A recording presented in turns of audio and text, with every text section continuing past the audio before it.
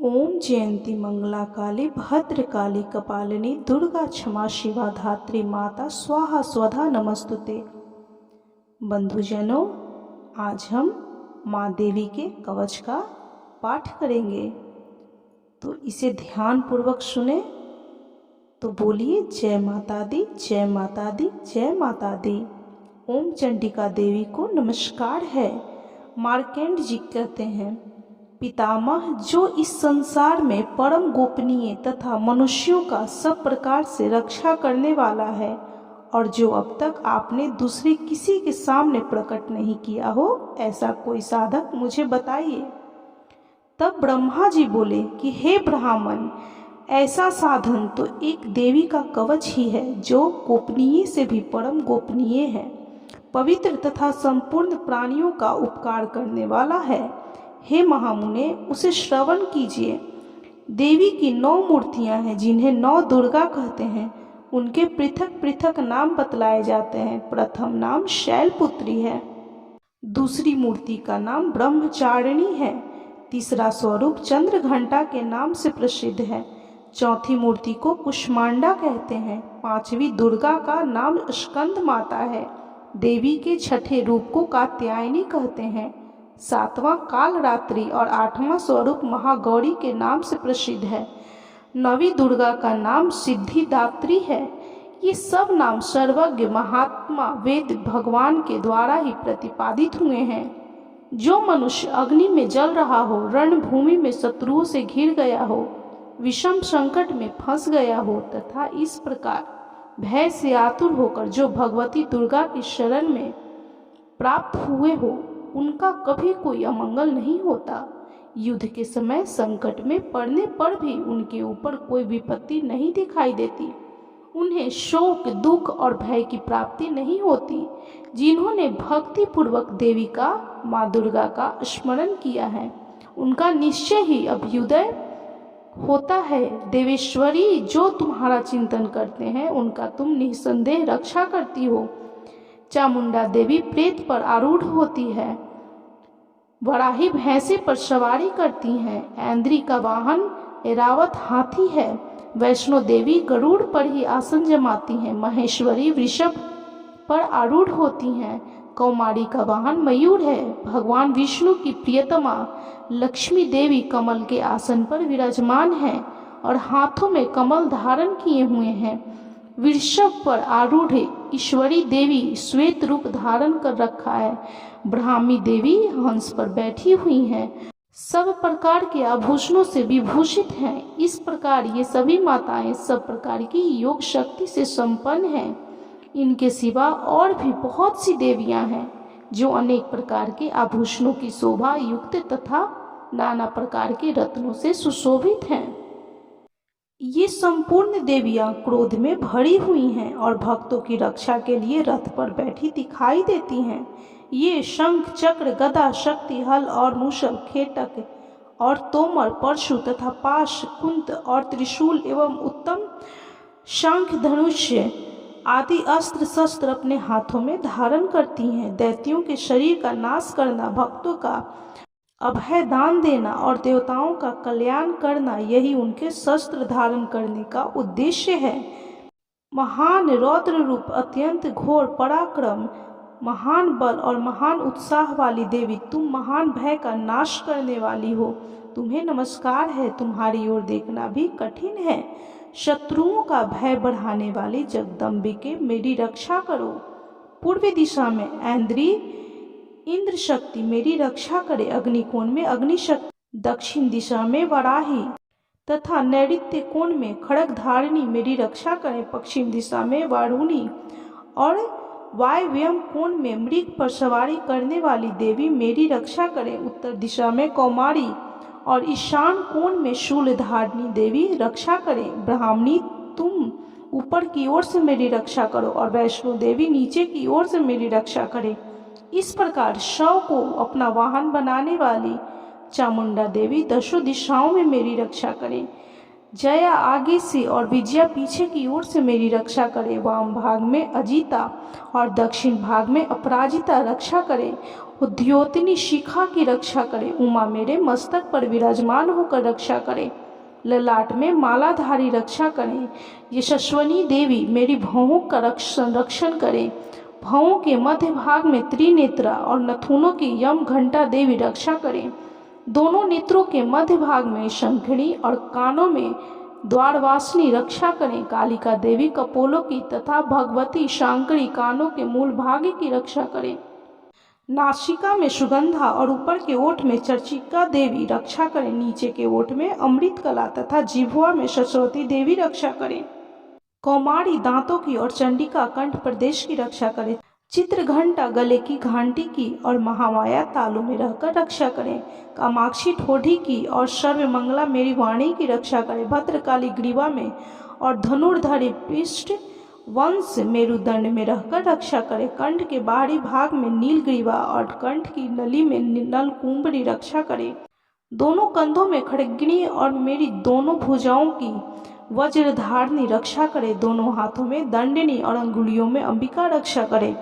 शूलेश्वरी नखों की रक्षा करे। कुलेश्वरी कुछी पेट में रहकर रक्षा करे। महादेवी दोनों स्तनों की और शोक विनाशिनी देवी मन की रक्षा करे। ललिता देवी हृदय में और शूलधारिणी उदर में रहकर रक्षा करे। नाभि में कामिनी, गुहा भाग में गुहेश्वरी रक्षा करे। पूतना और कामिका लिंग की और महिषवाहिनी गुदा की रक्षा करे। भगवती कटी भाग में और विंध्यवासिनी घुटनों की रक्षा करे। संपूर्ण कामनाओं को देने वाली महाबला देवी दोनों पिंडलियों की रक्षा करे। नारसिंही दोनों घुटियों की और तेजसी देवी दोनों चरणों के पृष्ठभाग की रक्षा करे। श्री देवी पैरों की अंगुलियों में और तलवासनी पैरों के तालुओं में रहकर रक्षा करे। अपनी दाढ़ों के कारण भयंकर दिखाई देने वाली दंष्ट्रा कराली देवी नखों की और उद्धर्व केशनी देवी केशों की रक्षा करे। रोमावलियों के छिद्रों में कौबेरी और त्वचा की वागीश्वरी देवी रक्षा करे। पार्वती देवी रक्त, मज्जा, वसा, मांस, हड्डी और मेद की रक्षा करे। आंतों को कालरात्रि और पीत की मुकुटेश्वरी रक्षा करे। मूलाधार आदि कमल कोशों में पद्मावती देवी और कफ में चूड़ामणि देवी स्थित होकर रक्षा करे। नख के तेज में ज्वालामुखी रक्षा करे, जिसका किसी भी अस्त्र से भेदन नहीं हो सकता। वह अभेद्या देवी शरीर की समस्त संधियों में रहकर रक्षा करे। ब्राह्मणी आप मेरे वीर की रक्षा करे। छत्तीश्वरी छाया तथा धर्म धारिणी देवी मेरे अहंकार, मन और बुद्धि की रक्षा करें। हाथ में वज्र धारण करने वाली वज्र हस्ता देवी मेरे प्राण, अपान, व्यान, उदान और समान वायु की रक्षा करे। कल्याण से शोभित होने वाली भगवती कल्याण शोभना मेरे प्राण की रक्षा करे।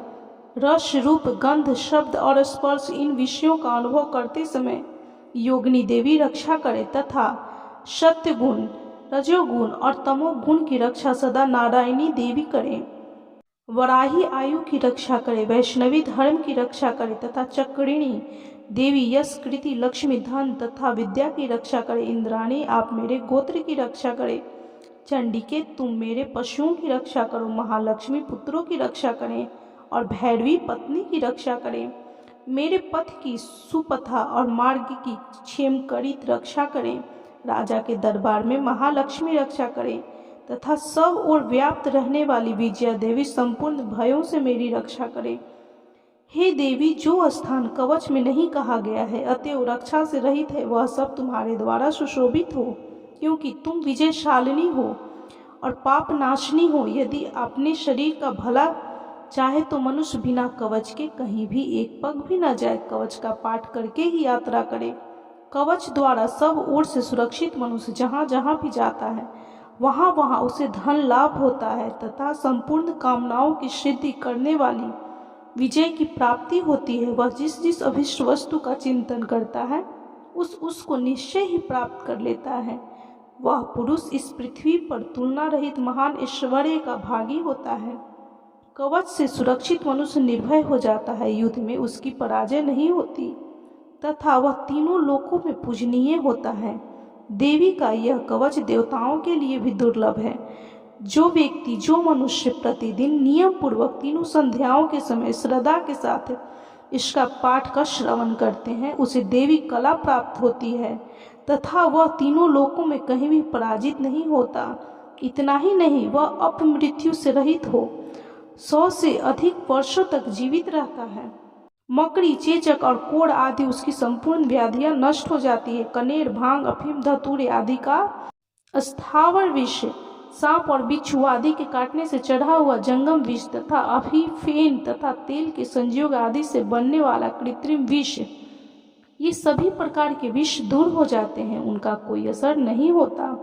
इस पृथ्वी पर मारण, मोहन आदि जितने अभिचारिक प्रयोग होते हैं तथा इस प्रकार के जितने मंत्र यंत्र होते हैं, वे सब इस कवच को हृदय में धारण कर लेने पर उस मनुष्य को देखते ही नष्ट हो जाते हैं। पृथ्वी पर विचरने वाले ग्राम देवता, आकाशचारी देव विशेष, जल के संबंध से प्रकट होने वाले गण, उपदेश मात्र से सिद्ध होने वाले निम्न कोटि के देवता, अपने जन्म के साथ प्रकट होने वाले देवता, कुल देवता, माला, कंठमाला, डाकनी, शाकनी, अंतरिक्ष में विचरने वाली अत्यंत बलवती भयानक डाकनिया, ग्रह, भूत, पिशाच, यक्ष, गंधर्व, राक्षस, ब्रह्म राक्षस, बेताल, कुष्मांड और भैरव आदि अनिष्टकारक देवता हृदय में कवच धारण किए रहने पर उस मनुष्य को देखते ही भाग जाते हैं। कवचधारी पुरुष को राजा से सम्मान वृद्धि प्राप्त होती है। यह कवच मनुष्य के तेज की वृद्धि करने वाला और उत्तम है। कवच का पाठ करने वाला पुरुष अपनी कृति से विभूषित भूतल पर अपने सुयश के साथ साथ वृद्धि को प्राप्त होता है। जो पहले कवच का पाठ करके उसके बाद सप्तशी चंडी का पाठ करता है, उसकी जब तक वन, पर्वत और कानून सहित यह पृथ्वी टिकी रहती है, तब तक यहाँ पुत्र, पौत्र आदि संतान परंपरा बनी रहती है। फिर देह का अंत होने पर वह पुरुष भगवती महामाया के प्रसाद से उस नित्य परम पद को प्राप्त होता है जो देवताओं के लिए भी दुर्लभ है। वह सुंदर दिव्य रूप धारण करता है और कल्याणमय शिव के साथ आनंद का भागी होता है। तो बोलिए ओम जयंती मंगला काली, भद्र काली, कपालिनी, दुर्गा क्षमा शिवा, धात्री माता स्वाहा स्वधा नमस्तुते। बंधुजनों, आप भी इस देवी कवच का पाठ जरूर सुने और प्रतिदिन सुने। इस देवी कवच के पाठ से आपके जीवन में बहुत सारी खुशहाली आएगी। आपके सारे भय, दोष, ग्रह गोचर सभी दूर हो जाएंगे। तो बोलिए जय माता दी, जय माता दी, जय माता दी। बंधुजनों, जितना हो सके इस माँ देवी के कवच को, माँ दुर्गा के कवच को शेयर कीजिए और खुद भी प्रतिदिन सुनिए।